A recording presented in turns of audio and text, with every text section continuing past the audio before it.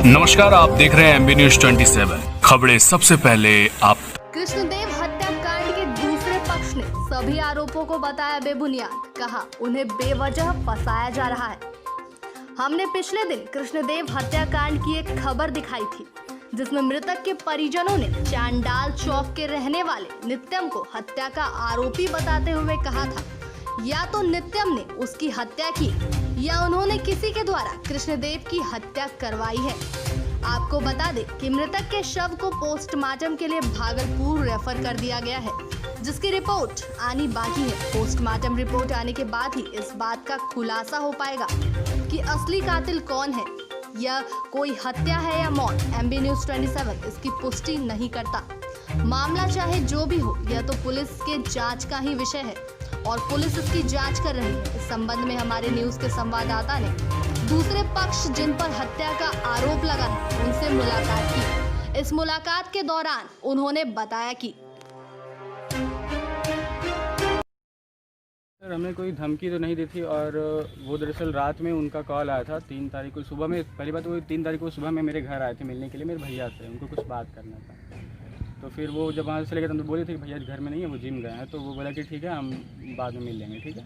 तो फिर भैया जब आए तो उनको बताएं तो वो बोले कि ठीक है, मुझसे बात कर लेंगे। तो भैया उसका सामने उसका कॉल ही आया था, 2-3 बार कॉल आया था। तो एक बार हम बोले भैया घर में, उसका जब वो आया तो फिर बात हुआ था।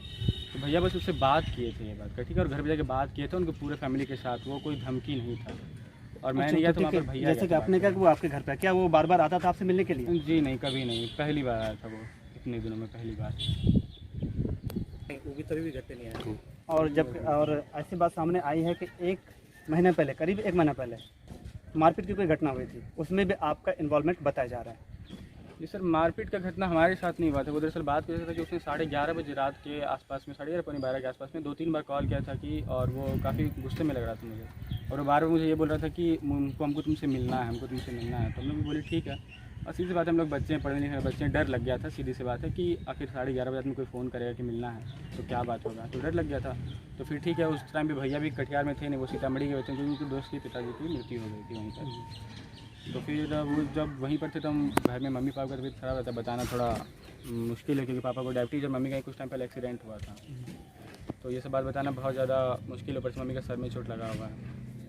तो इसलिए फिर हम सोचे कि पहली बात भैया को बताते हैं। रात में भैया को कॉल किए थे तो भैया भी टेंशन में थे क्योंकि भैया थे नहीं तो हम अकेले थे, तुमको डर तो लगेगा, सीधी सी बात है। तो फिर जब वही बोला गया तो फिर सुबह में वहीं बात हुआ था कि वो ब्रह्मचारी फील्ड में ही मिलना चाहते हैं, इसी जगह पर। अच्छा, ठीक है। तो फिर सुबह काफ़ी देर इंतजार करने के बाद वो आए तो हम लोग उसी पेड़ के नीचे में वहाँ पर उनसे बात किए थे, ठीक है। तो वही बस वो बात हो रहा था। तो अगल बगल में ही कुछ थे अपने, और उनसे ही उनका कुछ वो, एक तो पूरे वो नशे में थे उस टाइम पे, और वो ये बात क्लियर बोले भी थे कि हम गांजा पिए हुए थे। तो हम उनको फ़ोन किए, बगल वाले हैं किसी लड़के से उनका गांजा को लेकर कुछ झगड़ा हुआ था, वो लोग से उनका हाथापाई हुआ था। हमारा उसमें कोई इन्वॉल्वमेंट नहीं था। हम बस वहाँ पर उनसे जो क्लियरली वो बोले थे मिलने आ रहे हैं, तो बस वही बात हुआ था और कुछ नहीं। लेकिन जब उसने ऐसा बताया जाता है कि अभी तो बस वो 4 तारीख से पहले, और आपका नाम बताया जा रहा है कि आप लोग उसके मारपीट में इन्वॉल्वमेंट थे।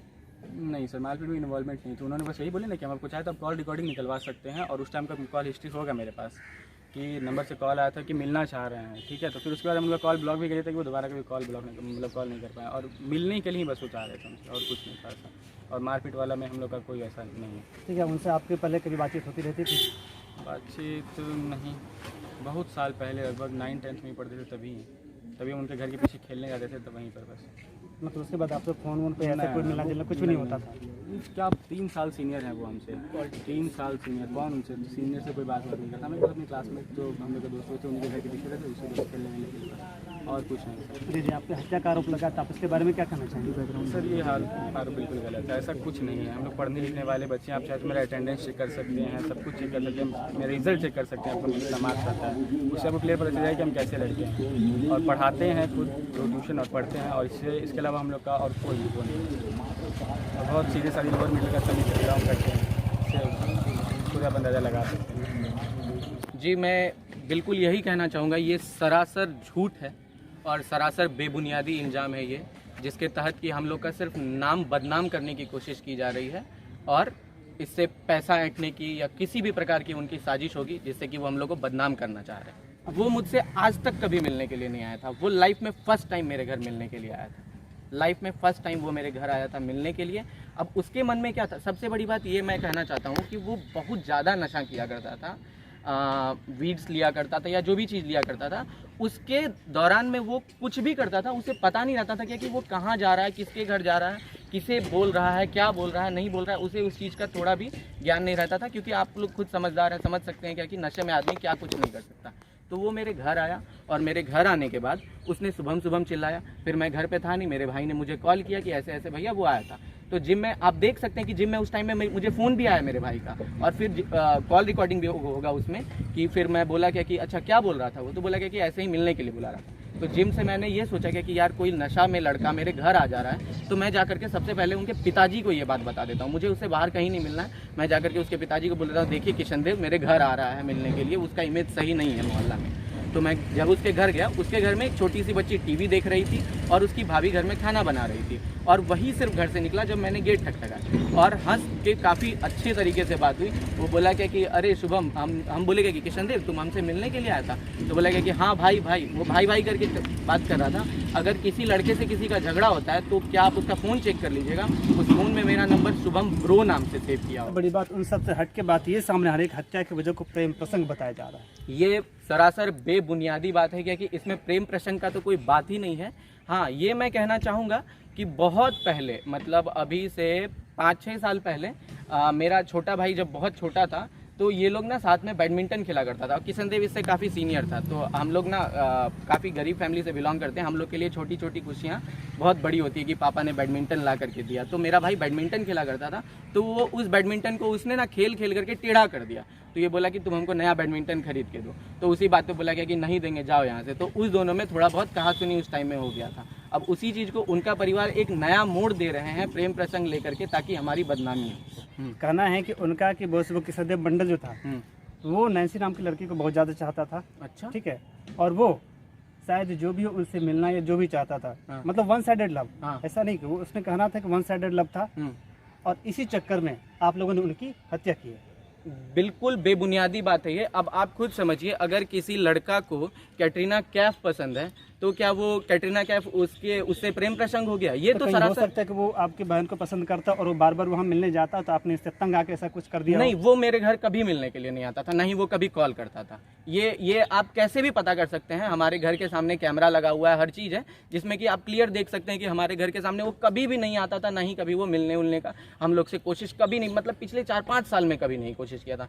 ये एक संयोग बोला जाएगा कि जिस दिन वो घर से भागा और रात में वो जहाँ पे, एक तो सबसे पहली बात कि कोई लड़का का मानसिक स्थिति आप समझ सकते हैं कि उनके घर वाले को ये नहीं पता कि 2 बजे रात में आपका बेटा लालपुल क्या करने के लिए जा रहा है। कॉमन सेंस, जिस टाइम में क्या कि पूरा शहर सो रहा होता है, उस टाइम में 2 बजे रात में वो क्या करने के लिए जाता है कहीं पे भी, क्योंकि घर से तो किसी को निकालना असंभव है। वो आदमी खुद ताला खोल रहा है, निकल रहा है, नशा कर रहा है, और उनके घर वालों का मेरे पास कॉल रिकॉर्डिंग है जिसमें उन्होंने खुद बोला है कि हाँ मेरा बेटा बहुत नशा करता है। तो अंतिम सवाल पूछना चाहूँगा कि आपने जो भी बताया, तो इसके बाद हो सकता है उनके फ्रेंड सर्कल में और भी बहुत सारे लोग होंगे, या जो भी अच्छे घराने के होंगे, बहुत जो भी होंगे, अच्छे लेवल के, अच्छे कास्ट के जो भी होंगे, तो फिर उनके शक के घेरे में आप दोनों ही क्यों आ रहे हैं?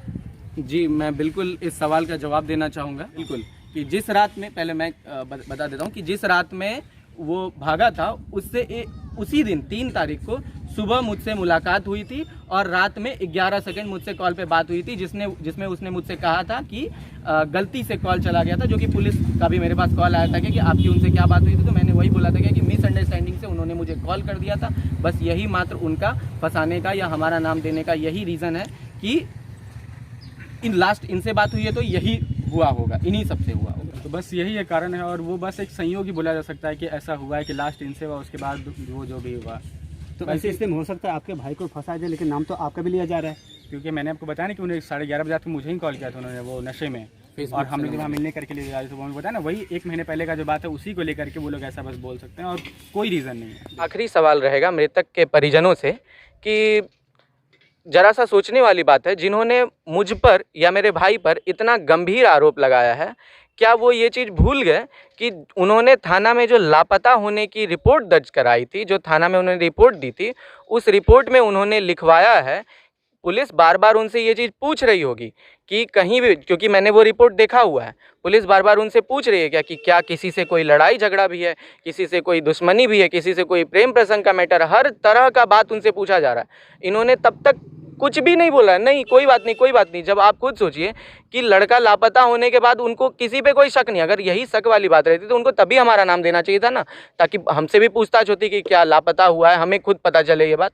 और लेकिन उन्होंने ऐसा कुछ नहीं किया। जब पता चला उस युवक का शव मिला तब जाकर के हमारा नाम क्लियर कर दिया गया। ये तो साफ साफ फंसाने की कोशिश है, क्योंकि पहले कुछ भी नहीं, जब लापता हुआ पुलिस के पास रिपोर्ट दिया तभी किसी का कोई नाम नहीं, लेकिन जब नहीं हुआ तो जाकर के मर्डर हो गया तो उसमें जाकर के नाम डाल दो।